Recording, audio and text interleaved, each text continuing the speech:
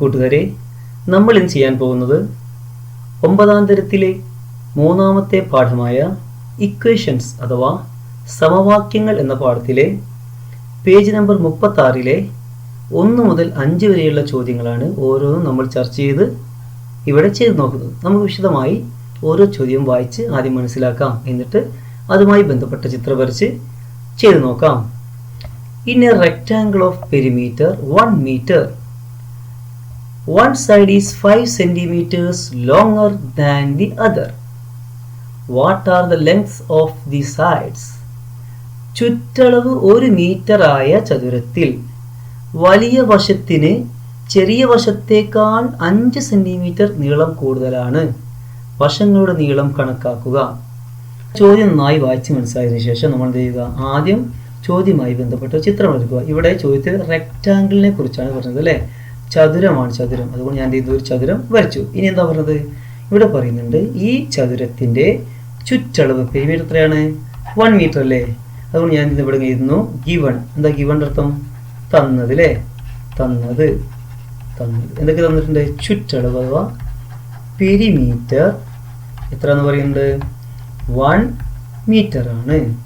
Okay, പിന്നെയോ? പിന്നെന്താ തന്നത്? പിന്നെ ഇവിടെ പറയുന്നുണ്ട് one side is 5 centimeter longer than the other. ഇവിടെ രണ്ട് സൈഡ് നോക്കൂ. ഇതൊരു സൈഡാണ്, ഇതൊരു സൈഡാണ്. ഇത് നീളമാണ്, ഇത് വീതിയാണ്. ഇങ്ങനെ ഈ രണ്ട് സൈഡും തമ്മിലുള്ള ബന്ധം എന്താ അവിടെ പറയുന്നത്? ചെറിയ സൈഡിനേക്കാൾ 5 സെന്റിമീറ്റർ കൂടുതലാണ് വലിയ സൈഡ്. കണ്ടോ? one side is 5 centimeter longer than the other. ഇവിടെ ചെറിയ സൈഡുണ്ട്, വലിയ സൈഡുണ്ട്. അപ്പോൾ ചെറുതിനേക്കാളും എന്താണ്? 5 സെന്റിമീറ്റർ വലുത് കൂടുതലാണ്. ഇവിടെ മലയാളത്തിൽ വിശദമായി പറയുന്നുണ്ട് വലിയ വശത്തെ എന്ന് വെച്ചാൽ ഇതിന് ചെറിയ വശത്തേക്കാൾ 5 സെന്റിമീറ്റർ നീളം കൂടുതലാണ്. ഇതിനേക്കാൾ 5 കൂടുതലെന്ന് പറയുന്നുണ്ട്. പക്ഷേ ഇതെത്രയാണ്? ഇതെത്രയാണ് നമുക്കറിയാം. അതുകൊണ്ട് നമുക്ക് എന്ത് ചെയ്യാം? തൽക്കാലം ഇതിനെ എന്ത് വിളിക്കാം? എക്സ് എന്ന് വിളിക്കാം. ആൾജിബ്ര ഉപയോഗിക്കാം, ബീജഗണിതം ഉപയോഗിക്കാം, ഇംഗ്ലീഷ് ലെറ്റർ ഉപയോഗിച്ച് പറയാം. ഈ തൽക്കാലം ഇതിനെ നമ്മൾ എക്സ് എന്ന് സങ്കല്പിക്കാം. ഈ നീളം 5 സെന്റിമീറ്റർ ആവാം, 6 സെന്റിമീറ്റർ ആവാം, 7 സെന്റിമീറ്റർ ആവാം, നമുക്കറിയില്ല. പക്ഷെ നമ്മൾ താൽക്കാലികമായിട്ട് ഇതിനെ എക്സ് എന്ന് വിളിച്ചു. എങ്കിൽ ഇത് എക്സ് ആണെങ്കിൽ ഈ സൈഡും ഈ സൈഡും നമ്മൾ ബന്ധം എന്താ പറയുന്നത്? ഇതിനേക്കാളും 5 ഇവിടെ കൂടുതലുണ്ടെന്നല്ലേ? അപ്പോൾ ഇത് എക്സ് ആണെങ്കിൽ ഇത് എന്ത് വരും? ഇത് എക്സ് പ്ലസ് 5 ആയിരിക്കും. ഉദാഹരണത്തിന് ഇത് 10 ആണെന്ന് വിചാരിക്കൂ, ഇത് 10 സെന്റിമീറ്റർ ആണെന്ന് വിചാരിക്കൂ. ഇതിനേക്കാൾ 5 കൂടെ കൂടുതൽ എന്താ വരാ? 10 പ്ലസ് 5 അല്ലേ? അങ്ങനെയല്ലേ വരാം. ഇവിടെ 10 ആണെങ്കിൽ ഇവിടെ 10 പ്ലസ് 5 വരും അല്ലേ? കാരണം ഇതിനേക്കാൾ 5 കൂടെ കൂടുതലാണല്ലോ. ആ ഒരു അർത്ഥത്തിൽ ഞാൻ ഇവിടെ എക്സ് ആണെങ്കിൽ ഇത് എന്തെടുത്തു? ഇതിനെ എക്സ് പ്ലസ് 5 എന്ന് ഞാൻ വിളിച്ചു. അത്രയേ ഉള്ളൂ. അക്കാര്യം നിങ്ങൾ നല്ലോണം ശ്രദ്ധിക്കുക. അപ്പോൾ നമുക്കിങ്ങനെ ഇവിടെ ഇക്കാര്യം ഈ ചെറിയ സൈഡിന് എക്സും വലിയ സൈഡിന് എക്സ് പ്ലസ് 5 ഒക്കെ എടുത്ത് നമുക്ക് എഴുതി വെക്കണം. ഇത് നമ്മൾ ബ്രെഡ്ത്ത് എന്നല്ല വിളിക്കുക അല്ലേ? ബ്രെഡ്ത്ത് വിളിക്കാം. Here breadth. ബ്രെഡ്ത്ത് എന്ന് പറഞ്ഞാൽ എന്താ? വീതി അല്ലേ? ബ്രെഡ്ത്ത് അഥവാ വീതി എന്താക്കിയിട്ട് നമ്മൾ എക്സിലെ എക്സ് സെന്റിമീറ്റർ ആക്കി വിളിച്ചു സങ്കല്പിച്ചു. പിന്നെ അപ്പോൾ അത് വെച്ച് നമുക്ക് എന്ത് ചെയ്താൽ? ലെങ്ത് ചെയ്താൽ. ലെങ്ത് അതാ ലെങ്ത് മലയാളത്തിൽ എന്താ പറയുക? നീളം. നീളം is equal to x plus 5. അപ്പോൾ നമുക്കിവിടെ എന്തൊക്കെ അറിയാം? നമുക്കിവിടെ ചുറ്റളവ് അറിയാം, ചുറ്റളവ്. പിന്നെയോ നമുക്കിതിൻ്റെ വീതി അറിയാം, സങ്കല്പിച്ച് എക്സ് ആണെന്ന്. നീളവും നമ്മൾ എക്സ് പ്ലസ് 5 സങ്കല്പിച്ച് എക്സ് വെച്ച് എഴുതി. ഇനി ഇവ തമ്മിൽ എന്തെങ്കിലും ബന്ധമുണ്ടോ? ഈ നീളവും ഈ വീതിയും ബ്രെഡ്ത്തും ചുറ്റളവുമായി എന്തെങ്കിലും ബന്ധമുണ്ടോ എന്ന് നോക്കാം. ഉണ്ട്. എന്താ ബന്ധം? നമുക്കറിയാം ഈ നീളവും ഈ വീതിയും, പിന്നെ ഇത് നീളം തന്നെയാണല്ലോ. ഇത് നീളമാണെങ്കിൽ ഇതും നീളം തന്നെയാണ്, ഇതും. പിന്നെ ഇത് വീതിയാണെങ്കിൽ ഇത് വീതി തന്നെ. ഇങ്ങനെ ഈ നീളവും ഈ വീതിയും, ഈ നീളവും ഈ വീതിയും, ഇങ്ങനെ 2 നീളവും 2 വീതിയും കൂട്ടുമ്പോൾ ആകെ ചുറ്റളവായില്ലേ? അപ്പോൾ ചുറ്റളവ് എന്ത് ബന്ധമുണ്ട്? നീളവും വീതിയും ലെങ്ത്തും ബ്രെഡ്ത്തായിട്ട് ബന്ധമുണ്ട്. കാരണം ലെങ്ത്തും ബ്രെഡ്ത്തും 2 തവണ വീതം, ഒരു തവണ. അപ്പോൾ 2 തവണ ആയി ഇത് നമ്മുടെ നീളം. ഓക്കെ, അഥവാ ലെങ്ത്ത്. ഇത് നീളം തന്നെയാണ് അല്ലേ? ഇത് നീളം 2 തവണ നീളം. പിന്നെ ഇതോ? ഇത് വീതിയാണ്. അപ്പോൾ ഇത് തന്നെയാണ്, ഇത് വീതി തന്നെ ആണ്. അപ്പോൾ 2 തവണ നീളവും ലെങ്ത്തും 2 തവണ ബ്രെഡ്ത്തും നമ്മൾ ആഡ് ചെയ്യുമ്പോൾ കിട്ടുന്നതാണ് പെരിമീറ്റർ. അപ്പോൾ നമുക്ക് മനസ്സിലായി ഇവിടെ പെരിമീറ്റർ 1 മീറ്റർ കിട്ടാൻ കാരണം ഈ നീളം വീതി ഇങ്ങനെ 4 പ്രാവശ്യം കൂട്ടിയിട്ടുണ്ടാവും അല്ലേ? 2 നീളം 2 വീതിയും കൂട്ടിയിട്ടുണ്ടാവും. അതുകൊണ്ടാണ് ഇവിടെ 1 മീറ്റർ കിട്ടി. എങ്കിൽ ആ ആശയം നമ്മൾ ഉപയോഗിച്ച് എന്ത് ചെയ്യാം? ഈ എക്സ് യഥാർത്ഥത്തിൽ എന്താണ്, ഈ എക്സ് പ്ലസ് 5 യഥാർത്ഥത്തിൽ എന്താണെന്ന് കണ്ടുപിടിക്കാൻ പറ്റും. അതെങ്ങനെ നോക്കൂ? നമുക്കങ്ങനെ ഇരിക്കൂടെ? നീളവും വീതിയും പിന്നെ നീളം വീതിയും കൂട്ടിയാൽ പെരിമീറ്റർ കിട്ടും, ചുറ്റളവ് കിട്ടും. അപ്പോൾ നമുക്ക് എഴുതാം ഇവിടെയുള്ള നീളം എന്താണ്? X plus 5. എക്സ് പ്ലസ് 5 എന്ന നീളവും പിന്നെ അതിനോട് എക്സ് എന്നുള്ള വീതിയും പ്ലസ് പിന്നെ അതിനോട് വീണ്ടും ഈ നീളം എത്ര, അത് x+5 തന്നെയാണ്. അത് x+5 ഒന്നുകൂടി നീളം കൂട്ടി പ്ലസ് ഇതിനോട് വീണ്ടും ഇത് x ആണ്, ഇത് x+5 ആണ് അല്ലേ. ഇവിടുത്തെ അളവാണ് അവിടെ ഇതന്നെയാണ് ഇത്. അപ്പോൾ നമ്മളിത് കൂട്ടി x+5 ഇത് കൂട്ടി എക്സ് ഇത് ആഡ് ചെയ്തു, x+5 ഇത് ആഡ് ചെയ്തു, ഇനി ഈ എക്സും കൂടി ആഡ് ചെയ്യണം. എക്സ് ശരിക്കും നമുക്ക് എന്താ കിട്ടുക, 4 കൂടി ആഡ് ചെയ്താൽ ചുറ്റളവ്. പക്ഷേ ഈ ചുറ്റളവ് എത്രയാണ് ഇവിടെ തന്നിട്ടുണ്ട്, അത് 1 മീറ്റർ ആണ് തന്നിട്ടുണ്ട്. ഓക്കെ, ഇസ് ഈക്വൽ ടു നമുക്ക് എന്ത് ചെയ്യാം, ഈ എക്സും 4x തമ്മിൽ കൂട്ടിയിട്ട് ഒരു ഒറ്റ രൂപമാക്കി മാറ്റാം. നമുക്ക് എക്സ് പ്ലസ് എക്സ് അപ്പോൾ 2x ആയി. ആ 2x കൊണ്ട് പ്ലസ് എക്സ് ആകുമ്പോൾ 3x ആയി. ആ 3x വീണ്ടും പ്ലസ് എക്സ് ആകുമ്പോൾ 4x. അപ്പോൾ നമുക്ക് എല്ലാ എക്സും കൂട്ടി നമുക്ക് 4x എന്ന് എഴുതാം. ഇനിയോ ഇവിടെ ഒരു 5 ഉണ്ട്, ഇവിടെ ഈ 5 ഉണ്ട്. ആ 5 കൂട്ടി നമുക്ക് എന്ത് ചെയ്യാം, 10 എന്ന് എഴുതാം. ഈസ് ഈക്വൽ ടു ഇനി നോക്കൂ ഇവിടെ 1 മീറ്റർ അല്ലേ. 1 മീറ്റർ എന്ന് വെച്ചാൽ യഥാർത്ഥം എന്താണ്, 1 മീറ്റർ എന്ന് വെച്ചാൽ 100 സെൻറ്റിമീറ്റർ ആണ്, നമുക്കെല്ലാം അറിയാം അല്ലേ. അതുകൊണ്ട് നമ്മൾ എന്ത് ചെയ്യുക, ഇനി 1 മീറ്റർ എഴുതണ്ട, നമുക്ക് എന്ത് ചെയ്യാം 100 സെൻറ്റിമീറ്റർ എന്ന് എഴുതിയാൽ മതി. നിങ്ങൾക്ക് വേണമെങ്കിൽ അത് ഇവിടെ തന്നെ എഴുതി വെക്കാം. 1 മീറ്റർ എന്ന് വെച്ചാൽ 100 സെൻറ്റിമീറ്റർ ആണ്. എന്തുകൊണ്ടാണ് ഞാൻ മീറ്ററിനെ സെൻറ്റിമീറ്ററിലേക്ക് എഴുതാൻ കാരണം ചോദ്യത്തിൽ പറഞ്ഞത് വലിയ വശത്തേക്കാൾ 5 സെൻറ്റിമീറ്റർ. നോക്കൂ ഇവിടെ സെൻറ്റിമീറ്റർ എന്നാണ് പറഞ്ഞത്, എന്നാൽ ചുറ്റളവോ മീറ്റർ എന്നാണ് പറഞ്ഞത് അല്ലേ. മീറ്റർ എന്നാണ് പറഞ്ഞത്, ഇവിടെ സെൻറ്റിമീറ്റർ. ഇങ്ങനെ 2 അളവുകൾ വന്നാൽ നമുക്ക് കണക്ക് ചെയ്യാൻ പറ്റില്ല. അപ്പോൾ നമ്മൾ എന്ത് ചെയ്യണം, നമ്മൾ ഒന്നുകിൽ എല്ലാത്തിനെയും മീറ്ററിലേക്ക് മാറ്റി കണക്ക് ചെയ്യണം, അല്ലെങ്കിൽ എല്ലാത്തിനെയും സെൻറ്റിമീറ്ററിലേക്ക് കണക്ക് ചെയ്യണം. ഏറ്റവും നല്ലത് ഏതാണെന്ന് പറയുന്നത് നിങ്ങൾക്ക് ചെറിയ അളവായ സെൻറ്റിമീറ്ററിലേക്ക് മാറ്റുന്നതാണ് നല്ലത്. അതുകൊണ്ടാണ് ഞാനിവിടെ മീറ്ററിനെ സെൻറ്റിമീറ്ററിലേക്ക് മാറ്റി. എങ്കിൽ നമുക്ക് വളരെ ഈസിയായി കണക്ക് ചെയ്യാൻ പറ്റും, പോയിന്റ് ഭാഗങ്ങളൊന്നും വരില്ല. നമുക്കിനി ക്വസ്റ്റ്യൻ ഈ ഭാഗം ഒന്ന് ഉയർത്തി വെക്കാം. നോക്കൂ ഇതെങ്ങനെ സിംപ്ലിഫൈ ചെയ്യും. ആദ്യം നമുക്ക് ഈ 10നെ 100ന്റെ ഭാഗത്തേക്ക് ഇങ്ങനെ കൊണ്ടുവരാം. അപ്പോൾ ഇങ്ങനെ ഒരു 4x ഇവിടെ ഉണ്ടാവും, അതിന് മാറ്റില്ലല്ലോ. ഈസ് ഈക്വൽ ടു 100ന്റെ ഭാഗത്തേക്ക് 10 വരുമ്പോൾ 100 മാറ്റമില്ലാതെ അവിടുത്തെ ഉണ്ടാവും. ഇനി പ്ലസ് 10 ആണ് വരുന്നത്, അപ്പോൾ എന്താ അത് -10 ആവും. ഇനി 4x ഈസ് ഈക്വൽ ടു ഇതിനെ ചുരുക്കി എങ്ങനെ എഴുതാം, 100 10 വെച്ചാൽ 90 വരും. ഇനി നമുക്ക് ഇങ്ങനെ എഴുതാം, നമുക്ക് x ഈസ് ഈക്വൽ ടു 90/4 എന്ന് എഴുതാം. എന്താ കാരണം നമുക്കറിയാം, നിങ്ങൾ മനസ്സിലാക്കണം. 4x എന്ന് വെച്ചാൽ അതിൻ്റെ യഥാർത്ഥ മീനിങ് എന്താണെന്ന് പറയുന്നത് 4 × x എന്നാണ്. അപ്പോൾ ശരിക്കും ഇവിടെ 4ഉം x ഇൻറ്റു ആണ്. അപ്പോൾ ഇവിടെ ഇൻറ്റു ചെയ്യുന്ന ഈ എക്സിൽ നിന്നും നമ്മൾ ഈ 4നെ ഈക്വൽ ടുൻ്റെ മറുവശത്തേക്ക്, സമത്തിൻ്റെ മറുവശത്തേക്ക് മാറ്റുമ്പോൾ നമ്മൾ പഠിച്ചിട്ടുണ്ട് ഇൻറ്റു എന്നുള്ളതിനെ ഉണ്ടാക്കണം, നമ്മൾ ഡിവൈഡ് ആക്കണം അല്ലെ, ബൈ ആക്കി മാറ്റണം. അപ്പോൾ നോക്കൂ ഈ 4 ഞാൻ ഇങ്ങോട്ട് മാറ്റിയപ്പോൾ അത് ബൈ ആയി മാറി. ഓക്കെ, കാരണം ഇവിടെ യഥാർത്ഥത്തിൽ ഇവിടെ എന്താ ചെയ്യുന്നത്, ഇൻറ്റു ആണ് അല്ലേ. ഓക്കെ, അപ്പോൾ ഇനി നമുക്ക് എക്സിൻ്റെ വാല്യൂ കിട്ടും 90യെ 4 കൊണ്ട് ഡിവൈഡ് ചെയ്യാം. 90യെ 4 കൊണ്ട് ഡിവൈഡ് ആക്കാം, 90/4. 9 ൽ 4 2 പ്രാവശ്യം 8 കിട്ടും. ബാക്കി 1 10 ഇറക്കിയിടാം, 10 ൽ 4 2 പ്രാവശ്യം 8, വീണ്ടും 2 കിട്ടും. ഇനി ഇറക്കിയിടാൻ ഇവിടെ ആരില്ലല്ലോ, അതുകൊണ്ട് നമുക്ക് എന്ത് ചെയ്യാം, ഇവിടെ ഒരു പോയിന്റ് ഇട്ടതിന് ശേഷം ഇവിടെ 0 ചേർക്കാം. 28 20 ൽ 4 5 times 5 × 4 are 20. അപ്പോൾ 0 കിട്ടിയില്ലേ. ഓക്കെ, അപ്പോൾ നമുക്ക് എത്രയും കിട്ടി, x ഈസ് ഈക്വൽ ടു 22.5 എന്ന് കിട്ടി. ഇപ്പോൾ x കിട്ടിയല്ലോ. എങ്കിൽ നമുക്ക് എന്ത് ചെയ്യാം, ഫിനിഷ് ചെയ്യാം. നമുക്ക് ഇങ്ങനെ പറയാം, x കിട്ടി. x യഥാർത്ഥത്തിൽ എന്തായിരുന്നു, x എന്തായിരുന്നു, വീതി അഥവാ ബ്രെഡ്ത്ത് ആയിരുന്നു. അപ്പോൾ നമുക്ക് പറയാം, സോ വി ഗെറ്റ് ബ്രെഡ്ത്ത്. നമുക്ക് ബ്രെഡ്ത്ത് കിട്ടുകയാണല്ലേ, ബ്രെഡ്ത്ത് അഥവാ വീതി നമുക്ക് കിട്ടുന്നു. എങ്ങനെ കിട്ടുന്നു, എത്ര സെൻറ്റിമീറ്റർ കിട്ടുന്നു, x അല്ലേ. x എന്ന് എത്ര കിട്ടിയത് 22.5 സെൻറ്റിമീറ്റർ. therefore എങ്ങനെ നമുക്ക് എന്ത് കിട്ടും, then നമുക്ക് കിട്ടും ലെങ്ത്തും കിട്ടും അല്ലേ. ലെങ്ത് എത്ര, ഇതിനേക്കാളും 5 കൂടുതലല്ലേ. അപ്പോൾ അത് കിട്ടിയാൽ 5 കൂട്ടി എഴുതിയാൽ മതി. നീളം സമം x + 5, അതായത് x എന്ന് പറഞ്ഞാൽ 22.5 ആണ്. അതിനോട് വീണ്ടും 5 കൂട്ടാം, ഇത് കിട്ടും 27.5 സെൻറ്റിമീറ്റർ. ഇങ്ങനെ തന്ന ചോദ്യം നന്നായി വായിച്ച് മനസ്സിലാക്കി അതുമായി ബന്ധപ്പെട്ട ചിത്രം വരച്ച് അറിയാത്തതിന് x എടുക്കുകയും അതിൽ നിന്ന് മറ്റൊന്നിനെ x+y ഇതുപോലെ കണ്ടീഷൻ ഉപയോഗിച്ച് തന്ന ചോദ്യം തന്നതിനനുസരിച്ച് മാറ്റി എഴുതുകയും ചെയ്ത് ചോദ്യം തന്ന കാര്യങ്ങളുമായി ബന്ധപ്പെട്ട് ഇങ്ങനെ ചെയ്തു വന്നാൽ നമുക്ക് വളരെ ഈസി ആയിട്ട് ഇതുപോലുള്ള ഇക്വേഷനിലെ ചോദ്യം ചെയ്യാൻ സാധിക്കും. നന്നായി കണ്ട് വീണ്ടും മനസ്സിലാക്കിയാൽ എളുപ്പമായി തോന്നും. ഓക്കെ, രണ്ടാമത്തെ ചോദ്യം നോക്കാം. Second question, A class has 4 more girls than boys. On a day when only 8 boys were absent, the number of girls was twice that of the boys. How many girls and boys are there in the class? ഒരു ക്ലാസ്സിൽ ആൺകുട്ടികളെക്കാൾ 4 പെൺകുട്ടികൾ കൂടുതലുണ്ട്. 8 ആൺകുട്ടികൾ മാത്രം വരാതിരുന്ന ഒരു ദിവസം ആൺകുട്ടികളുടെ 2 മടങ്ങ് പെൺകുട്ടികളായി ക്ലാസ്സിൽ എത്ര പെൺകുട്ടികളും എത്ര ആൺകുട്ടികളുമാണ്? നമുക്ക് എന്ത് ചെയ്യാം? ചോദ്യം നന്നായിട്ടൊന്ന് വായിച്ച് കാര്യങ്ങൾ വ്യക്തമായിട്ടൊന്ന് മനസ്സിലാക്കാം. ഇവിടെ നോക്കൂ, ഇവിടെ പറയുന്നുണ്ട് ഒരു ക്ലാസ് ഉണ്ട്. നമുക്ക് തൽക്കാലമായിട്ട് ഒരു ക്ലാസ് വെറുതെ ഒന്ന് വരച്ച് വെച്ചേക്കാം. നോക്കൂ, ഇതൊരു ക്ലാസ് ആണെന്ന് കരുതുക. ഇവിടെ കുറേ ആൺകുട്ടികളും കുറേ പെൺകുട്ടികളും ഉണ്ട്. തൽക്കാലം ഞാൻ ആൺകുട്ടികൾ ഇരിക്കുന്ന ഭാഗം ഇങ്ങനെ യെല്ലോ കളറിൽ സൂചിപ്പിക്കുന്നു. കുറച്ച് ആൺകുട്ടികൾ. പിന്നെയോ, പിന്നെ ആൺകുട്ടികളെക്കാൾ കുറച്ച് അധികം പെൺകുട്ടികൾ ഈ ക്ലാസ്സിൽ ഉണ്ടെന്ന് ചോദ്യത്തിൽ പറഞ്ഞിട്ടുണ്ട്. ഓക്കെ, അപ്പോൾ കുറച്ചധികം പെൺകുട്ടികൾ വരച്ചു. ഇത് ക്ലാസ് ആണ്, ക്ലാസ്. ഇനി എങ്ങനെയാണ് ബോയ്സും, ഇത് ബോയ്സ് ആൺകുട്ടികൾ, ഇതൊക്കെ പെൺകുട്ടികൾ. എങ്ങനെയാണ് ആൺകുട്ടികളും പെൺകുട്ടികളും തമ്മിലുള്ള എണ്ണങ്ങളുടെ ബന്ധം? ഇവിടെ പറയുന്നുണ്ട് ആൺകുട്ടികൾ എത്രയാണോ അതിനേക്കാൾ 4 പെൺകുട്ടികൾ കൂടുതലുമുണ്ട്. 4 more girls ആണ്, 4 പെൺകുട്ടികൾ അധികമുണ്ട്. പക്ഷെ എത്ര ആൺകുട്ടികളാണ് യഥാർത്ഥത്തിൽ ഈ ക്ലാസ്സിൽ ഉണ്ടെന്ന് നമുക്കറിയില്ല, എത്ര പെൺകുട്ടികൾ ഉണ്ടെന്ന് നമുക്ക് അറിയില്ല. അപ്പോൾ നമ്മൾ എന്ത് ചെയ്യും?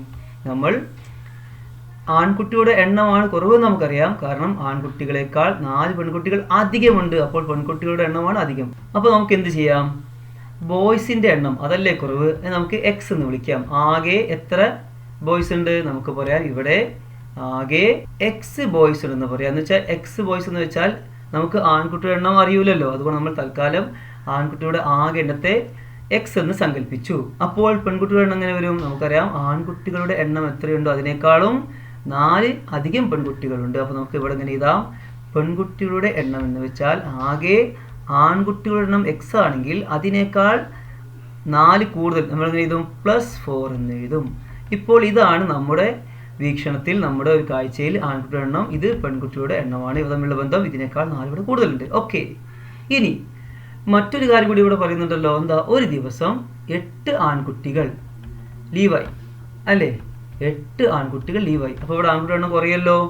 ആ കുറഞ്ഞ എണ്ണവും പെൺകുട്ടികളൊന്നും ലീവായിട്ടില്ല, ആബ്സെൻ്റ് ആയിട്ടില്ല എങ്കിൽ 8 ആൺകുട്ടികൾ കുറഞ്ഞാൽ ഇവിടെ ആൺകുട്ടികളുടെ എണ്ണം എത്ര വരും? ഇവിടെ ഇങ്ങനെ വരും, x-8.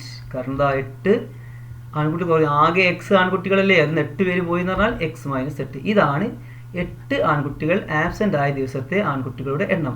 ഈ എണ്ണവും നോക്കൂ, പെൺകുട്ടികൾ ആരും ആബ്സെൻ്റ് ആയിട്ടില്ല. ഈ എണ്ണവും അഥവാ ഇതും തമ്മിൽ എന്താ ബന്ധം? ഇതിൻ്റെ ഇരട്ടി എടുക്കുമ്പോൾ ഈ എണ്ണത്തിന് ഈക്വലായി മാറും. ഈ കാര്യം ഇവിടെ പറഞ്ഞിട്ടുണ്ട്. നമുക്ക് എന്ത് ചെയ്യാം? ഇതൊക്കെ നമുക്ക് എഴുതി വെക്കാം. നോക്കൂ, നമുക്ക് ആദ്യം പറയാം ആകെയുള്ള ബോയ്സിൻ്റെ എണ്ണം എക്സ്. അപ്പോൾ ഇങ്ങനെ പറയാം, സപ്പോസ് അല്ലെങ്കിൽ ലെറ്റ് എന്നും പറയാം. Suppose the number of boys എത്ര എടുക്കാം നമുക്ക്? എക്സ്. ആൺകുട്ടികളുടെ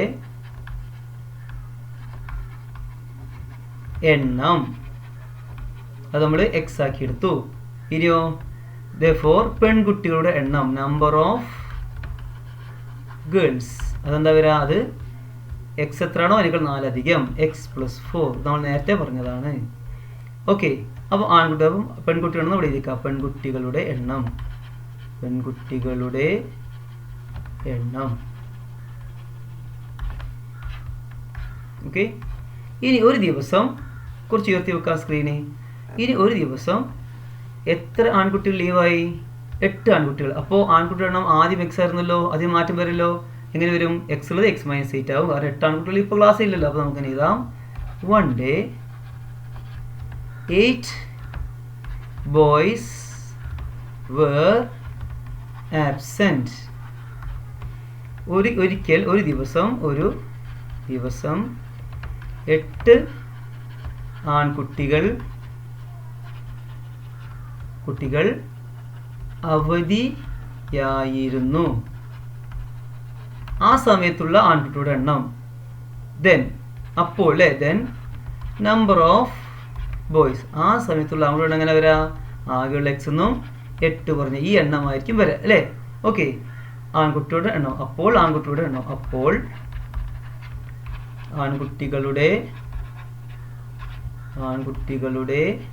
എണ്ണം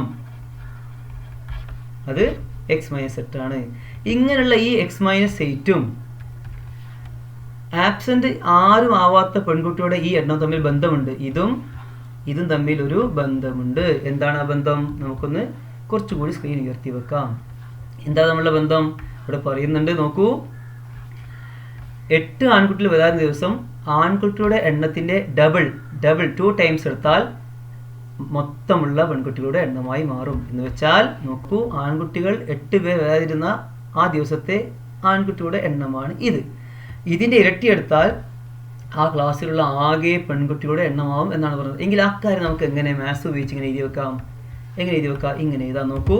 x-8 എന്ന് വെച്ചാൽ 8 ആൺകുട്ടികൾ വരാതിരുന്ന ദിവസത്തെ ആ ആകെയുള്ള ബാക്കി ആൺകുട്ടിയുടെ ഈ എണ്ണത്തിന്റെ ഡബിൾ എടുത്താൽ, ഡബിൾ എന്ന് പറഞ്ഞാൽ ഇൻറ്റു 2 ചെയ്താൽ, അതാണ് ഡബിൾ എന്ന് പറഞ്ഞാൽ ഇൻറ്റു 2 ചെയ്താൽ ഇതിന്റെ ഉത്തരം എന്തിന് ഈക്വലാവും? ആ ക്ലാസ്സിലുള്ള മൊത്തം പെൺകുട്ടികളുടെ എണ്ണത്തിന് ഈക്വലാവും, x+4. അപ്പം ചെയ്താലുള്ള കാര്യങ്ങൾ മനസ്സിലാക്കണം. 8 ആൺകുട്ടികൾ ലീവ് ആയല്ലോ ഒരു ദിവസം. അപ്പോൾ ആൺകുട്ടിയുടെ എണ്ണം എന്താ വരിക? ആകെ x 8 കുറയും, x-8 ആവും ബാക്കിയുള്ള ആൺകുട്ടിയുടെ എണ്ണം. 8 പേര് ആബ്സെന്റ് ആണല്ലോ, അതിന്റെ ഡബിൾ എടുത്താൽ പറഞ്ഞാൽ ഇൻറ്റു 2. ഒക്കെ മനസ്സിലാക്കണം നമ്മൾ. ഇൻറ്റു 2 പറഞ്ഞാൽ ഡബിൾ. അങ്ങനെ ആൺകുട്ടികളുടെ ബാക്കിയുള്ള ആൺകുട്ടികളുടെ എണ്ണത്തെ ഡബിൾ എടുത്താൽ അത് എന്തിന് ഈക്വൽ ആണെന്ന് പറയുന്നത്? ആ ക്ലാസ്സിലെ മൊത്തം പെൺകുട്ടികളുടെ എണ്ണത്തിന് ഈക്വൽ ആണ്. അപ്പോൾ നമുക്ക് ഇതിലൂടെ ഇത് ശരിയല്ലേ? ഓക്കെ, ഇതങ്ങനെ സിംപ്ലിഫൈ ചെയ്യും. നമുക്ക് എന്ത് ചെയ്യാം? ഈ പുറത്തുള്ള 2 കൊണ്ട് ഈ എക്സിനെ എന്ത് ചെയ്യാം? അതിനുശേഷം ഈ 2 കൊണ്ട് 8 ഇൻറ്റു ചെയ്യാം. ഇങ്ങനെ ഇൻറ്റു ചെയ്യുന്ന സമയത്ത് സെൻട്രൽ മൈനസ് ഇടാൻ മറക്കരുത്. അപ്പോൾ നമുക്ക് ഇൻറ്റു നോക്കാം. 2 ഇൻറ്റു എക്സ് പിന്നെ മൈനസ് ഇടാം 2 ഇൻറ്റു 8. നോക്കൂ, ഈ പുറത്തുള്ള 2 കൊണ്ട് അകത്തുള്ള ഒരു ഇൻറ്റു ചെയ്ത് ബ്രാക്കറ്റ് ഞാൻ ഓപ്പൺ ചെയ്തു, ഒഴിവാക്കി. ബാക്കി ഇവിടെ ആരുണ്ട്? x+4 അങ്ങനെ തന്നെ ഉണ്ട്. പിന്നെ 2 ഇൻറ്റു എക്സ് എന്താ വരിക? 2 ഇൻറ്റു എക്സ് 2x മൈനസ് 16 വരും അല്ലേ? ഈസിക്കലു x+4 വരും. ബാക്കി നമുക്ക് ഇവിടെ ചെയ്യാം. നോക്കൂ, ഇവിടെ എക്സിൻ്റെ ഒരു ഭാഗമുണ്ട്, ഇവിടെ എക്സിൻ്റെ ഭാഗമുണ്ട്. ഈ എക്സ് നമുക്ക് ഈ എക്സിൻ്റെ ഭാഗത്തേക്ക് മാറ്റാം. ഇതൊരു നമ്പറാണ്, ഇവിടെ നമ്പറുകളെല്ലാം ഈക്വൽ ടുൻ്റെ റൈറ്റ് സൈഡിലേക്ക് മാറ്റാം. അപ്പോൾ എന്ത് വരും? 2x ആദ്യമേ ഇവിടെ ഉണ്ട്, അതങ്ങനെ തന്നെ എഴുതി വെക്കാം. 2x പിന്നെ ഇത് പ്ലസ് എക്സ് ആണെങ്കിൽ മനസ്സിലാക്കണം കേട്ടോ. ഈ പ്ലസ് എക്സ് നമ്മൾ ഈക്വൽ ടുൻ്റെ സമത്തിൻ്റെ ഇടത് ഭാഗത്ത് കൊടുക്കുമ്പോൾ എന്താവും? -x ആവും. -x ഈസ് ഈക്വൽ ടു, പിന്നെ നോക്കൂ ഇവിടെ -16 ഉണ്ട്, പക്ഷേ ഈ 4 ഇവിടെ ആദ്യമേ ഉണ്ട്. അപ്പോൾ 4 നമ്മൾ ആദ്യം എഴുതി വെക്കണം, കാരണം 4 മാറ്റുന്നില്ല. പിന്നെ -16 റൈറ്റ് സൈഡിലേക്ക് മാറുമ്പോൾ ഇവിടെയുള്ള -16 കൂടെ മാറുമ്പോൾ +16 ആവും. നോക്കൂ, 2x കുറയ്ക്കണം എക്സ്. നോക്കൂ, നമുക്കറിയാം എക്സ് എന്ന് വെച്ചാൽ എന്താ? 1x ആണ് കേട്ടോ. എക്സ് എന്ന് വെച്ചാൽ 1x ആണ്, മറന്നു പോകരുത്. അപ്പോൾ 2x കുറയ്ക്കണം 1x. അപ്പോൾ എന്താ വരിക? വീണ്ടും 1x തന്നെ വരും. എങ്കിൽ ഇത് 20 ആയി. 1x എന്ന് വെച്ചാൽ എക്സ് തന്നെയാണല്ലോ, എങ്കിൽ 20 ആയി. അപ്പോൾ നമുക്ക് എന്ത് മനസ്സിലായി? എക്സിൻ്റെ വാല്യൂ 20 കിട്ടി. What is X? X actually എന്തായിരുന്നു? എക്സ് ആൺകുട്ടികളുടെ എണ്ണമായിരുന്നു. അപ്പോൾ എക്സ് കിട്ടി എന്ന് പറഞ്ഞാൽ യഥാർത്ഥത്തിൽ നമുക്ക് എന്ത് കിട്ടി? ആൺകുട്ടികളുടെ എണ്ണം കിട്ടി. അപ്പോൾ നമുക്ക് ഇങ്ങനെ എഴുതാം, therefore number of boys, ആൺകുട്ടിയുടെ എണ്ണം അത് എക്സ് ആയിരുന്നു. ആ എക്സ് നമുക്ക് കിട്ടിക്കഴിഞ്ഞ എത്രയാ? 20. therefore number of girls, ഗേൾസിന് എത്ര വരാ? ആൺകുട്ടിയുടെ എണ്ണത്തെക്കാളും 4 കൂടുതൽ, x+4 എന്ന് വെച്ചാൽ 20 + 4 ഈസ് ഈക്വൽ ടു 24. ഇപ്പോൾ വളരെ ഈസി ആയിട്ട് നമുക്ക് ആൺകുട്ടിയുടെ എണ്ണവും പെൺകുട്ടിയുടെ എണ്ണവും കിട്ടി. ഇങ്ങനെ നന്നായി നോക്കി മനസ്സിലാക്കി തന്ന കണ്ടീഷനൊക്കെ ഉപയോഗിച്ച് ഇങ്ങനെ ഇക്വേഷൻസ് ഒക്കെ ഉണ്ടാക്കി ഈസി ആയി ചെയ്യാൻ സാധിക്കും. ഓക്കെ, മൂന്നാമത്തെ ചോദ്യത്തിലേക്ക് കിടക്കാം. Third question, a man invested 10,000 rupees split into 2 schemes at annual rates of interest 8% and 9%. After 1 year, he got 875 rupees as interest from both. How much did he invest in each? ഒരാൾ 10,000 രൂപ ഭാഗിച്ച് 2 പദ്ധതികളിലായി നിക്ഷേപിച്ചു. 8% 9% വാർഷിക പലിശ നിരക്ക്. 1 വർഷം കഴിഞ്ഞ് 2 പദ്ധതിയിൽ നിന്നുമായി 875 രൂപ പലിശ കിട്ടി. ഓരോന്നിലും എത്ര രൂപയാണ് നിക്ഷേപിച്ചത്? നോക്കൂ, ഇവിടെ ചോദ്യത്തിൽ എന്താണ് ശരിക്കും പറഞ്ഞത്? നമ്മൾ അത് നന്നായി ചോദ്യം വായിച്ച് മനസ്സിലാക്കിയിട്ട് വേണം അതുമായി ബന്ധപ്പെട്ട ഇക്വേഷൻസ് സമവാക്യങ്ങളൊക്കെ എഴുതി ഓരോ പദ്ധതിയിലും എത്ര രൂപ വീതമാണ് നിക്ഷേപിച്ചത് കണ്ടെത്താൻ. എന്തൊക്കെ ഇവിടെ തന്നിരിക്കുന്നു, എന്തൊക്കെ ഇവിടെ പറഞ്ഞിരിക്കുന്നു? ഇവിടെ നോക്കൂ, ഒരാൾ എ മാൻ എന്ത് ചെയ്തിട്ടുണ്ട്? അയാൾ കയ്യിലുള്ള 10,000 രൂപ 2 ഭാഗങ്ങളാക്കി ഒരു ധനകാര്യ സ്ഥാപനത്തിൽ ബാങ്കിൽ 2 പദ്ധതികളിൽ നിക്ഷേപിച്ചു. 2 സ്കീമിൽ നിക്ഷേപിച്ചു. ഓക്കെ, പക്ഷേ ഓരോ പദ്ധതിയിലും എത്രയാണ് നിക്ഷേപിച്ചത് നമുക്കറിയില്ല. പക്ഷേ നമുക്ക് എന്തറിയാം?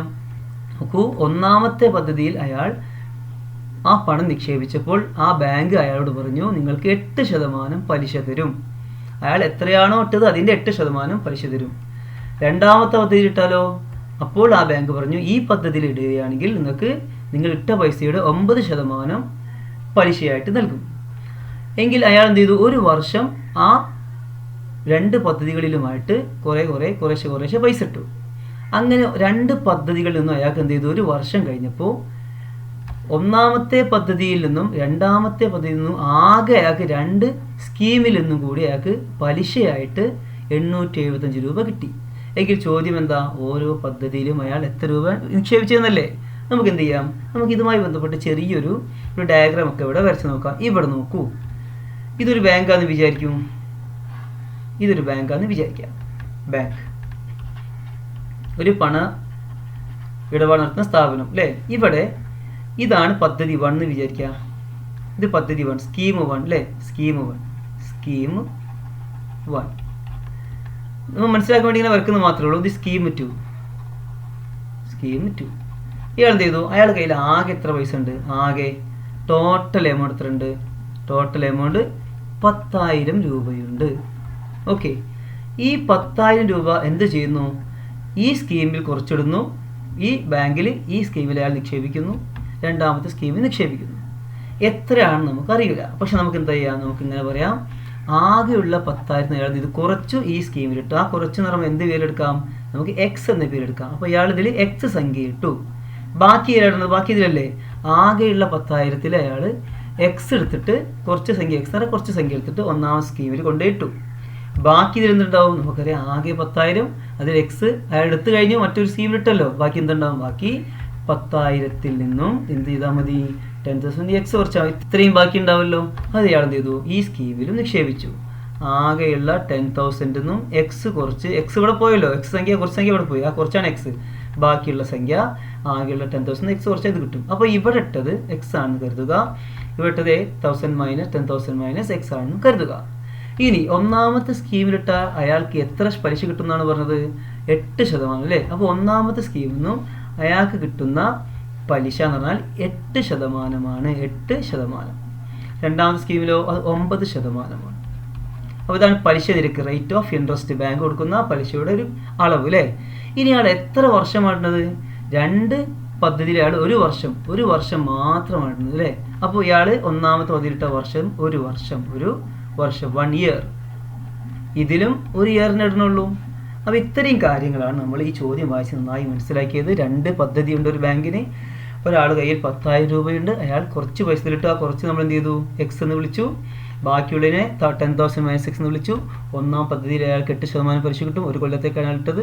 രണ്ടാമത്തെ പദ്ധതിയിൽ 9% പലിശ കിട്ടും, അതും ഒരു കൊല്ലത്തേക്ക് തന്നെയാണ് ഇട്ടത്. ഇനി നോക്കൂ, ഇതിൽ നിന്നും അയാൾക്ക് എന്ത് കിട്ടി? ഇൻട്രസ്റ്റ് നമുക്കറിയില്ല. ഇത് എത്ര കിട്ടി അറിയാം, പക്ഷെ രണ്ടും കൂടി എത്ര കിട്ടി? 2ൽ നിന്നുള്ള ഇൻട്രസ്റ്റ് അല്ലേ? 2. അപ്പോൾ ഇതിലെ ഇൻട്രസ്റ്റ് നമ്മൾ ചെയ്താൽ ഇൻട്രസ്റ്റ്. അതുപോലെ ഇതിൽ എന്തുണ്ട്? ഇൻട്രസ്റ്റ് ഉണ്ട്. ഈ 2 ഇൻട്രസ്റ്റും കൂടി എത്ര കിട്ടിയത്? അത് രണ്ടും കൂടി 875. പക്ഷേ നമുക്ക് എന്തറിയില്ല, ഇതിൽ എത്ര കിട്ടി നമുക്കറിയില്ല, ഇതും എത്ര കിട്ടി നമുക്കറിയില്ല. പക്ഷെ രണ്ടും കൂടി എത്ര കിട്ടി? 825 കിട്ടി. എങ്കിൽ നമ്മൾ എങ്ങനെയാണ് ഈ അറിവൊക്കെ വെച്ചിട്ട് അയാൾ ഒന്നാമത്തെ സ്കീമിൽ എത്ര ഇട്ടു, ഈ എക്സ് എങ്ങനെ കാണും? എങ്കിൽ അത് ഉപയോഗിച്ച് നമുക്ക് രണ്ടാമത്തെ സ്കീം ഇട്ട് കാണാമല്ലോ. കാരണം ആകെ 10,000 ഇത് കിട്ടിക്കഴിഞ്ഞാൽ അത് കുറച്ച് അത് കിട്ടും. അപ്പോൾ നമുക്ക് ഇവിടെ മെയിൻ ലക്ഷ്യം എക്സ് എന്നുള്ള അയാൾ ഒന്നാമത്തെ പദ്ധതി നിക്ഷേപിച്ച് ആ പൈസ കാണുകയാണല്ലോ. ഇനി അതെങ്ങനെ കാണാം? നോക്കൂ, നമുക്ക് വിശദമായിട്ട് കാര്യങ്ങൾ മനസ്സിലാക്കേണ്ടതുണ്ട്. ഇതൊക്കെ നമ്മൾ ചെറിയ ക്ലാസ്സിൽ 8ാം ക്ലാസ്സിലൊക്കെ പഠിച്ചിട്ടുണ്ട്, ഇൻട്രസ്റ്റ് കാണുന്ന മെത്തഡൊക്കെ. ഇവിടെ നോക്കൂ, ഇവിടെ എന്തെല്ലാം നമുക്കറിയാം? ഇവിടെ അയാൾ ഒന്നാമത്തെ പദ്ധതിയിൽ X നിക്ഷേപിച്ചു. അപ്പോൾ അയാൾ X ആണ് ഒന്നാമത്തെ പദ്ധതി നിക്ഷേപിച്ചു. നമുക്ക് ഇങ്ങനെ എഴുതാം കാര്യം. നമുക്ക് ഫസ്റ്റ് സ്കീം അല്ലെങ്കിൽ സ്കീം 1 എഴുതിയാലും മതി. സ്കീം 1 ഒന്നാമത്തെ പദ്ധതി എന്നാണ് മലയാളത്തിൽ. അതിൽ അയാൾ എന്ത് ചെയ്തു? അയാൾ ഒന്നാമത്തെ പദ്ധതിയിൽ അയാൾ എത്ര പൈസ നിക്ഷേപിച്ചു? നമ്മളോട് സങ്കല്പിച്ചിട്ടുള്ളത് എക്സ് ആണ്. അപ്പോൾ ഇങ്ങനെ പറയാം, ഒന്നാമത്തെ പദ്ധതിയിൽ അയാൾ നിക്ഷേപിച്ച പൈസ, അത് നിങ്ങളെങ്ങനെ പറയാം? നമ്മൾ മാത്സിൻ്റെ ഭാഷയിൽ ഇങ്ങനെ പറയാം, പ്രിൻസിപ്പൽ എന്ന് പറഞ്ഞാൽ മുതൽ. നമ്മൾ അയാൾ ഇട്ട പൈസ അല്ലേ, ഇട്ട പൈസക്കാണ് മുതൽ എന്ന് പറയാം. അത് എത്രയാണ്? ഇവിടെ എക്സ് ആണ്. അയാൾക്ക് ബാങ്ക് എത്ര ഇൻട്രസ്റ്റ് കൊടുക്കാന്ന് പറഞ്ഞത്? 8%. അപ്പോൾ നമ്മൾ പറയും rate of interest. Rate of interest അതിൻ്റെ അർത്ഥം എന്താ? അതിൻ്റെ അർത്ഥം പലിശ കൊടുക്കുന്ന നിരക്ക്. പലിശ നിരക്ക്. പലിശ നിരക്ക് അത് എത്രയാണ്? 8%. പിന്നെ എത്ര വർഷത്തെ കേട്ടത്? വർഷം. വർഷം ഇയർ. Number of years. എത്ര കൊല്ലമാണ് ഇടുന്നത് അല്ലേ? കുറേ കൊല്ലിട്ടാൽ കുറേ പലിശ ഇട്ടല്ലോ. Number of years. വർഷം. എത്ര വർഷമാണ് ഇടുന്നത്? 1 വർഷം. ഇതാണ് ഒന്നാമത്തെ സ്കീമിൽ അയാളുടെ പൈസയും അത് കിട്ടുന്ന ഇൻട്രസ്റ്റും അതിൽ എത്ര കൊല്ലം കിട്ടുന്ന കണക്കും. ഈ രണ്ടാമത്തെ സ്കീം നോക്കിയാൽ രണ്ടാമത്തെ സ്കീം 2. ഇതിലോ ഈ സ്കീം 2ൽ അയാൾ പ്രിൻസിപ്പൽ, അയാൾ മുതൽ എത്രയാണ്? പ്രിൻസിപ്പൽ. അയാൾ മുതൽ നമുക്കറിയാം അത് ആകെ 10,000 മൈനസ് എക്സ് ആണ്. 10,000 മൈനസ് എക്സ്. കാരണം എക്സ് നമ്മൾ ഒന്നാം സ്കീം ഇട്ടല്ലോ, ബാക്കിയുള്ളതാണ് ഇവിടെ ഉണ്ടാവുക. ഇതാണ് മുതൽ. ഇനി എന്താണ് rate of interest? Rate of interest is equal to അത് 9% ആണ് ഇവിടെ പറയുന്നുണ്ട് അല്ലേ? 9% ആണ്. 9%. അതായത് പലിശ നിരക്ക്. വിശദമായിട്ട് നമ്മൾ മനസ്സിലാക്കണം. പലിശ നിരക്ക് അത് 9%. ഓക്കെ. പിന്നെ എത്ര വർഷത്തെ കാണുന്നത്? നമ്പർ ഓഫ് ഇയേഴ്സ് എത്ര? Number of years. വർഷം. എത്ര വർഷം ഇടുന്നു അയാൾ ആകെ 1 വർഷമാണ് ഇടുന്നത്. ഓക്കെ. അപ്പോൾ ഇവിടെ നമ്മൾ വിശദമായിട്ട് ചിത്ര ഡയഗ്രമൊക്കെ വരച്ചു, കാര്യം മനസ്സിലാക്കി അതിന് കണക്ട് ചെയ്യാൻ വേണ്ടി ഇങ്ങനെ എഴുതി വെച്ചു. ഇനി നമുക്ക് എന്ത് ചെയ്യാം? ഒന്നാമത്തെ സ്കീമിൽ നിന്നും അയാളിട്ട ഈ എക്സ് ആണല്ലോ അയാളുടെ മുതൽ, അത് വെച്ചിട്ടുള്ള അയാൾ കിട്ടുന്ന പലിശ നമുക്ക് ഈ എക്സിൻ്റെ രൂപത്തിൽ കണ്ടുപിടിക്കാം. നോക്കൂ, ഇൻട്രസ്റ്റ്. നോക്കൂ, എങ്ങനെയാണ് ഒരാൾ ബാങ്കിൽ കുറച്ച് മുതലിട്ടു, ബാങ്ക് അയാൾക്ക് കുറച്ച് പലിശ കൊടുക്കാൻ തീരുമാനിച്ചു, അയാൾ 1 കൊല്ലം ഇട്ടാൽ എങ്ങനെയാണ് ഈ അളവൊക്കെ ഉപയോഗിച്ച് നമ്മൾ ഇൻട്രസ്റ്റ് കണ്ടുപിടിക്കുക, പലിശ കണ്ടുപിടിക്കുക? വളരെ ഈസിയാണ്. ഇത്രയുള്ളൂ. നമ്മൾ മുതലെടുക്കുക എക്സ്, അതിനോട് എത്ര പലിശ? 8% അത് ഇൻറ്റു ചെയ്യുക. അതിനോട് എന്ത് ഇൻറ്റു ചെയ്യുക? കൊല്ലം ഇൻറ്റു ചെയ്യുക. ഇങ്ങനെ ഈ 3 വസ്തുക്കൾ, അതായത് പലിശ നമുക്ക് എന്ത് പറയാം? വേണമെങ്കിൽ അതിനെ പി എന്ന് വിളിക്കാം. പ്രിൻസിപ്പൾ എന്നിട്ട് പി. പിന്നെ റേറ്റ് ഓഫ് ഇൻട്രസ്റ്റ് നമുക്ക് എന്ത് വിളിക്കാം? ഇതിനെ നമുക്ക് ആർ എന്ന് വിളിക്കാം. നമ്പർ ഓഫ് ഇയേഴ്സ് നമുക്ക് എന്ത് വിളിക്കാം? എൻ എന്ന് പറഞ്ഞാൽ നമ്പർ ഓഫ് ഇയേഴ്സ്. എങ്കിൽ പലിശ നമ്മൾ കാണുന്ന ഫോർമുല എന്താ പറയുക? പലിശ നമുക്ക് ഐ എന്നാണ് സാർ വിളിക്കുക. നമുക്ക് പലിശ ഐ അല്ലേ? അങ്ങനെ വിളിക്കാറുണ്ട്. പലിശ കാണുന്ന ഫോർമുല എങ്ങനെയാണ്? I is equal to P N R. അതായത് പ്രിൻസിപ്പൾ മുതലെടുക്കുക, എടുത്തു, അതിനെ എൻ വർഷം കൊണ്ട് ഇൻറ്റു ചെയ്യുക, ഇൻറ്റു ചെയ്തു, അവസാനം റേറ്റ് ഓഫ് ഇൻട്രസ്റ്റ് ശതമാനം കൊണ്ട് ഇൻറ്റു ചെയ്യുക. നമ്മളൊരു സാധനം മാറിയാന്ന് പ്രശ്നം ഇല്ല. ഇതാണ് പലിശ കാണുന്ന ഫോർമുല. ഇത് നമ്മൾ 8ാം ക്ലാസ്സിലൊക്കെ പഠിച്ചു വെച്ചതാണ്, മറന്നു പോകരുത്. പി എന്ന് പറഞ്ഞാൽ മുതലാണ്, എൻ എന്ന് പറഞ്ഞാൽ വർഷമാണ്, നമ്പർ ഓഫ് ഇയേഴ്സ്, ആർ എന്ന് പറഞ്ഞാൽ പലിശ നിരക്കാണ്. പലിശ നിരക്ക്. ഓക്കെ. എങ്കിൽ നമുക്ക് എന്ത് ചെയ്യാം? നമുക്ക് നൂറ് സിംപ്ലിഫൈ ചെയ്യാം. എക്സ് ഇൻറ്റു നോക്കൂ 8% എന്ന് വെച്ചാൽ യഥാർത്ഥ അർത്ഥം എന്താ? നിങ്ങൾക്ക് 8% മീനിങ് 8/100. അതായത് 100 രൂപ ഇട്ടാൽ 8 രൂപ പലിശ കിട്ടും. അതതിൻ്റെ അർത്ഥം. അപ്പോൾ നമ്മൾ ഇതിന് കണക്ക് ചെയ്യുമ്പോൾ ഈ 8% ഇങ്ങനെ മാറ്റിയതാൽ മറക്കരുത്. അപ്പോൾ സാർ എന്ത് ചെയ്യുന്നു? അപ്പോൾ ഞാൻ എന്ത് ചെയ്യുന്നു? ഇവിടെ 8/100 എന്ന് എഴുതുന്നു. ഇൻറ്റു 1 എഴുതേണ്ട ആവശ്യമില്ല. ഇൻറ്റു 1 എഴുതിയാലൊക്കെ കുഴപ്പമില്ല, കാരണം എന്താ 1 കൊണ്ട് ഇൻറ്റു അതന്നെ. ഇവിടെ നോക്കൂ, എക്സ് ഇൻറ്റു 8 എന്താ വരാം? 8x.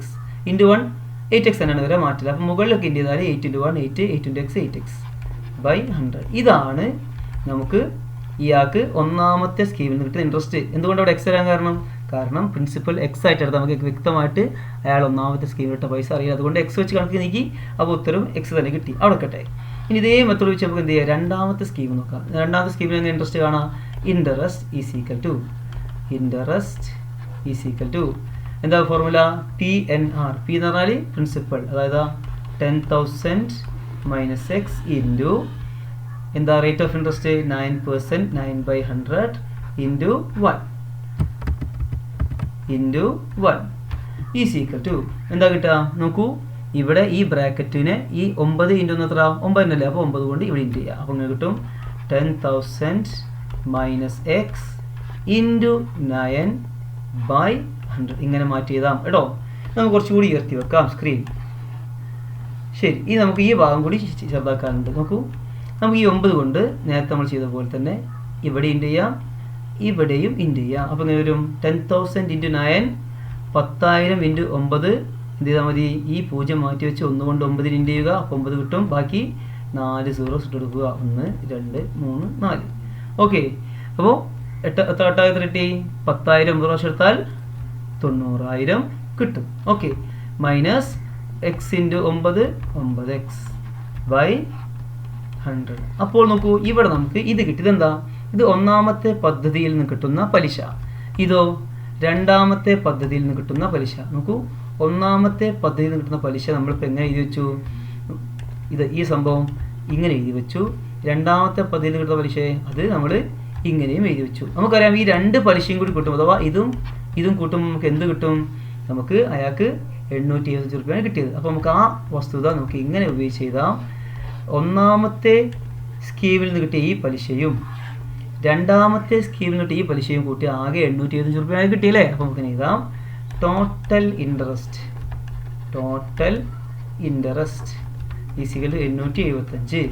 പക്ഷേ ടോട്ടൽ എന്ന് പറയുമ്പോൾ കൂടിയതാണ്, ഇതും കൂടിയതാണ്. അപ്പോൾ നമുക്ക് എഴുതാം 8x/100 എന്ന ഒന്നാമത്തെ പദ്ധതിയിലെ പലിശയും പ്ലസ് 90,000 - 9x/100 എന്നുള്ള രണ്ടാമത്തെ പദ്ധതിയിൽ നിന്ന് കിട്ടിയ പലിശയും രണ്ടും കൂടി ചേർന്നപ്പോൾ അയാൾക്ക് ബാങ്ക് എത്ര കൊടുത്തു? 875 രൂപ കൊടുത്തു. അപ്പോൾ നിങ്ങളിലേക്ക് ഇത് ഭയങ്കര ടഫാണെന്നൊക്കെ എങ്ങനെ സിംപ്ലിഫൈ ചെയ്യാന്ന് ടഫായി തോന്നുന്നുണ്ട് അല്ലേ? പക്ഷെ വളരെ ഈസിയാണ്, ഞാൻ കാണിച്ചു തരാം. നോക്കൂ, ഈ ഫ്രാക്ഷൻ്റെയും രണ്ട് ഭിന്നസംഖ്യയുടെ ഡിനോമിനേറ്റർ എന്താണ്? 100 അല്ലേ? അപ്പോൾ നമുക്കതിനെ രണ്ടിൻ്റെയും ഡിനോമിനേറ്റർ സെയിം ഒരേ നമ്പർ ആയതുകൊണ്ട് രണ്ട് സെപ്പറേറ്റ് ചെയ്തിട്ടുണ്ട്. ഇങ്ങനെ എഴുതിയാൽ മതി. ഒരു ബൈ ഇട്ടിട്ട് ഒറ്റ 100 എഴുതുക. എന്നിട്ട് ഈ മുകൾ ഭാഗവും ചേർത്ത് മേലെ എഴുതുക 8x + 90,000 - 9x. കണ്ടോ എന്തുകൊണ്ടാണ്? നമുക്ക് ഇപ്പോൾ ഈ 8xൻ്റെ താഴെ 100 വന്നിട്ടുണ്ട്. ഇതേമാതിരി തന്നെയാണ് ഇതിൻ്റെ താഴെ വന്നിട്ടുണ്ട്. അപ്പോൾ രണ്ടും കൂടി ചേർത്ത് ഇത് മാത്രമേ ഉള്ളൂ. Equal to 875. നമുക്ക് ഈ 100 ഡിവൈഡ് ചെയ്ത് ഇങ്ങോട്ട് കൊണ്ടുപോകാം. അപ്പോൾ എന്ത് സംഭവിക്കും? അത് ഇതിലൂടെ ഇൻറ്റു ആയി മാറും. അപ്പോൾ ഇങ്ങനെ വരും 8x + 90,000 - 9x ഈക്വൽ ടു 875 × 100. ഈ ഡിവൈഡ് 100 കൂടെ ഇപ്പോൾ ഇൻറ്റു ആയി, നീക്കി വെക്കാം. ബാക്കി നമുക്ക് ഇവിടെ ചെയ്യാം. therefore നോക്കൂ, 8x + 90,000 - 9x ഈക്വൽ ടു നമുക്ക് എത്ര കിട്ടും? 870 100 ഇൻറ്റു ചെയ്താൽ 1 കൊണ്ട് ആദ്യം ഇൻറ്റു ചെയ്യുക, 2 സീറോ എടുക്കുക. അപ്പോൾ 1നെ ഈ 875 കൊണ്ട് ഇൻറ്റു ചെയ്താൽ 875 തന്നെ കിട്ടും. പിന്നെ ബാക്കി 2 സീറോ ഇട്ട് കൊടുത്താൽ മതി. ഇവിടെ നോക്കൂ, ഇവിടെ x ഉണ്ട്, ഇവിടെ x ഉണ്ട്. ആ എക്സുകളൊക്കെ നമുക്ക് ഇങ്ങോട്ട് റൈറ്റ് സൈഡിലേക്ക് മാറ്റാം. പിന്നെയോ ഈ നമ്പറിനെ ഈ വലിയ നമ്പറിലേക്ക് മാറ്റാം. അപ്പോൾ എങ്ങനെ വരും?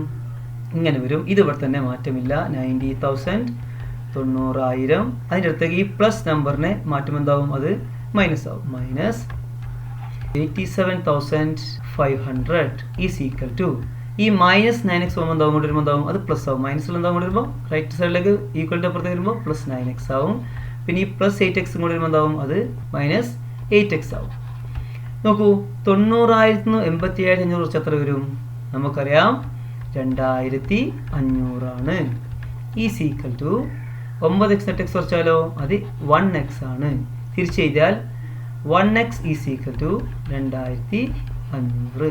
അതായത് x കിട്ടിക്കഴിഞ്ഞു 2,500. എന്തായിരുന്നു x? നമുക്കറിയാം x എന്നുള്ളത് എന്തായിരുന്നു? x എന്നുള്ളത് അയാൾ ഒന്നാമത്തെ പദ്ധതിയിൽ നിക്ഷേപിച്ച മുതലായിരുന്നു. അപ്പോൾ അയാളുടെ കയ്യിലുള്ള ആകെയുള്ള 10,000 അയാൾ എന്ത് ചെയ്തു? അയാൾ 2,500 രൂപ ഒന്നാമത്തെ പദ്ധതി നിക്ഷേപിച്ചു. അപ്പോൾ നമുക്ക് ആ ഫിനിഷ് ചെയ്യാം. ഇത്ര ആൻസർ ഫിനിഷ് ചെയ്യാം. therefore amount deposited in scheme 1 is equal to 2,500.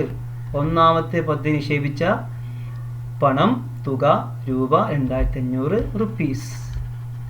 Okay, therefore amount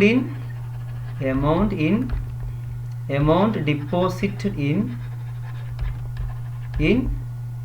scheme 2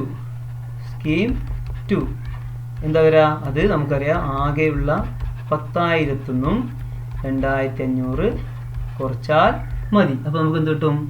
7,500 കിട്ടും. ഇങ്ങനെ വളരെ ശ്രദ്ധയോടുകൂടി 8ാം ക്ലാസ്സിൽ പഠിച്ചിട്ടുള്ള പലിശ കാണുന്ന സിമ്പിൾ ഇൻട്രസ്റ്റ്, സാധാരണ പലിശ കാണുന്ന I = PNR. ഇപ്പോൾ NOR അങ്ങോട്ട് മാറിയ പ്രശ്നമൊന്നുമില്ല. ഈ ഫോർമുല ഉപയോഗിച്ച് തന്ന ഈ അളവ് മെത്തഡെല്ലാം ഉപയോഗിച്ച് ഒന്നാമത്തെ സ്കീമിൽ അയാളിട്ട പൈസ എക്സ് ആണെന്ന് കരുതി എങ്കിൽ രണ്ടാമത്തത് 10,000 6 ആക്കി എടുത്ത് ഇങ്ങനെ ഒന്നാം പദ്ധതിയുടെ പലിശയും രണ്ടാമത്തെ പദ്ധതിയുടെ പലിശയും എക്സ് വെച്ച് കണ്ട് അവ തമ്മിൽ ആഡ് ചെയ്ത് അത് ടോട്ടൽ ഇൻട്രസ്റ്റ് ക്വസ്റ്റ്യൻ പറയുന്നതനുസരിച്ച് ഇങ്ങനെ എഴുതി അതിനിങ്ങനെ സിംപ്ലിഫൈ ചെയ്ത് അവസാനം നമ്മൾ ഉത്തരത്തിലെത്തുന്നു. കണ്ടാൽ കുറച്ച് പ്രയാസമുള്ളതായി തോന്നും, കാരണം കുറച്ച് കാൽക്കുലേഷൻസ് ഒക്കെ ഉണ്ട്, ശരിയാണ്. പക്ഷെ നിങ്ങൾ നന്നായി മനസ്സിലാക്കിയിട്ട് വീണ്ടും കണ്ട് മനസ്സിലാക്കുകയാണെങ്കിൽ വളരെ ഈസി ആയിട്ട് മാറും. ഓക്കെ.